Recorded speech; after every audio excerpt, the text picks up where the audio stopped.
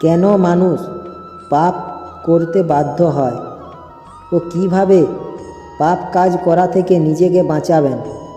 অর্জুন শ্রীকৃষ্ণকে প্রশ্ন করেছিলেন, মানুষকে দিয়ে পাপ কাজ কে করায়? এ কথা সকলেরই মনে থাকে যে আমাদের ভিতরে যে পাপ কাজগুলো কে করাচ্ছে।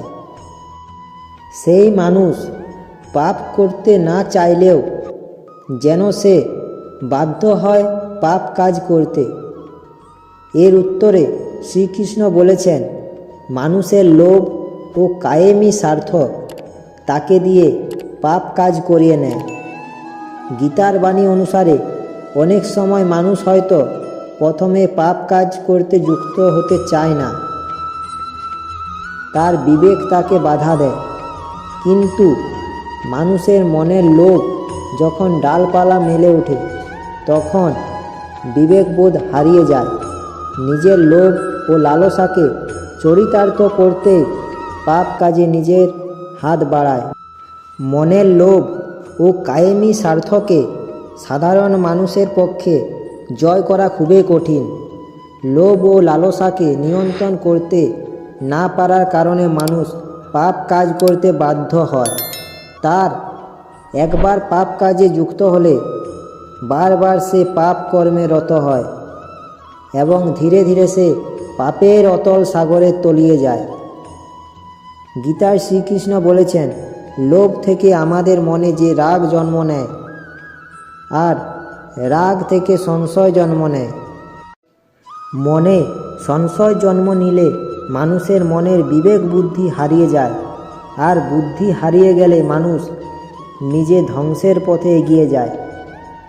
গীতায় বলা আছে, যেভাবে ধোঁয়ার জালে আগুন ঢাকা পড়ে যায়, সেভাবে লোভ ও লালসা মানুষের জ্ঞান বুদ্ধিকে আচ্ছন্ন করে ফেলে, আর সেই কারণে মানুষ পাপ করতে বাধ্য হয়।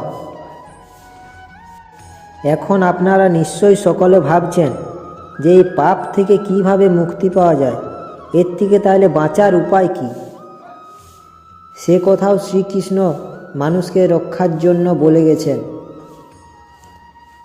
তিনি বলেছেন কিভাবে এ পাপ থেকে এড়ানো সম্ভব। লোভ ও লালসা থেকে নিজেকে মুক্ত করতে পারলে পাপের পথ এড়ানো সম্ভব। এর জন্য মোহমুক্তি ঘটাতে হবে।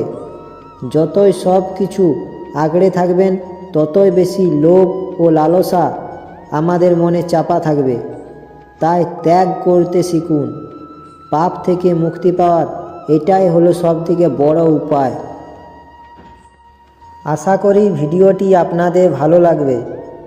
ভিডিওটি ভালো লাগলে একটি লাইক করার অনুরোধ রইল ও এরকম ভিডিও পেতে চ্যানেলটি সাবস্ক্রাইব করে পাশে থাকা বেল আইকনটি ক্লিক করবেন ও সকল আপনাদের বন্ধু বান্ধব আত্মীয় স্বজন সকলের সঙ্গে এই ভিডিওটি শেয়ার করুন।